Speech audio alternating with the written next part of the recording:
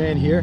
It's Saturday, and you know, I knew when I did the intro to that last video that there was going to be some people saying, how did you do that figure eight? Well, whether you like the intro or not, I'm going to tell you today exactly how to do that tight figure eight. You're going to be using 3 techniques: proper use of your head and eyes. Faster and further you turn your head and eyes, the better. Proper use of the friction zone. A little bit of pressure on the rear brake. Speed is somewhere around 7 or 8 miles per hour for the 18 by 36. Maybe a little bit faster or a little bit slower. Start off big and bring it down a little by little. I'm going to show you the figure eight that I'm going to be doing. 2 parking spaces wide by 2 parking spaces long. Now here's the 2 parking spaces that I'm going to be using. 2 parking spaces wide by 2 parking spaces long. And my main focal point is what I call the crossover point.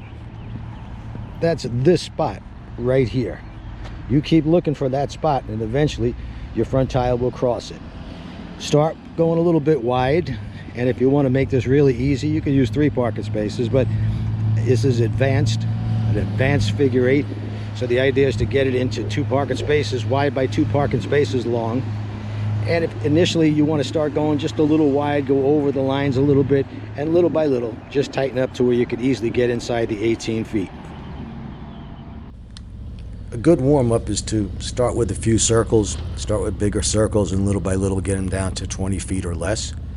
And in the figure eight, got to turn that head and eyes quick. Find that crossover point that I showed you. The sooner you find it, the better. I know you won't see it till you get about halfway around that circle, but you got to keep looking for it. Break it up occasionally by trying one-handed U-turns in 18 feet. Now here I've got a throttle lock on.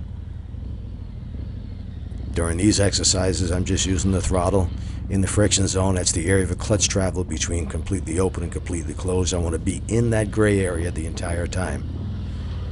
Snap that head and eyes. Don't look at those white lines.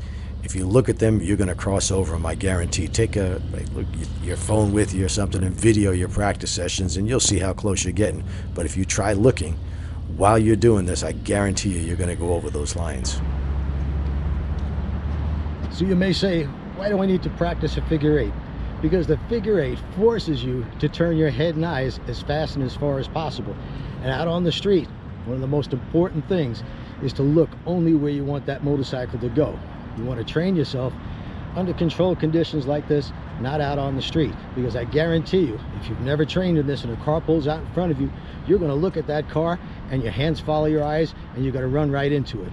Now, a lot of people go to the gym and one of the really main exercises they do is a bench press. Now in real life, you never have to do a bench press, but it builds overall strength in your upper body.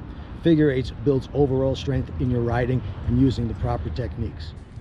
Here's some of the accessories I added to the bike over the past couple of weeks. First, we've got the motorcycle drop guards, of course, front and rear, both sides, and there's one under the primary. And I put on an Advan Black Razor tour pack with the liner. This tour pack it's good for you can carry a couple of half helmets in it. The full face helmet will not fit. You need the full size Advan Black tour pack for that. But I like the look of the thinner one. And of course I've added the Freedom Shield. That's freedomshield.net. Mention Motorman, you get 10% off. These windshields are the best I've found, and I've tried a lot of different brands. That little kick up at the top really keeps the wind off of your helmet and stops the buffeting that you tend to get, especially at higher speeds. Now this really depends, the height of the windshield. This is a 6-inch, by the way, but the height of the windshield depends on how tall you are. If you're a very tall person, you're going to need more than the 6-inch shield. The good thing about Freedom Shields is whatever size you order, it comes with some film on it, so you could actually put it on the motorcycle, test it out and try it, see if you're just looking over the windshield. That's what it should be. And if it doesn't work for you, send it back and they'll send you a different size. That's freedomshields.net. Great company, great people to deal with, and they give you 10% off if you mention Motorman.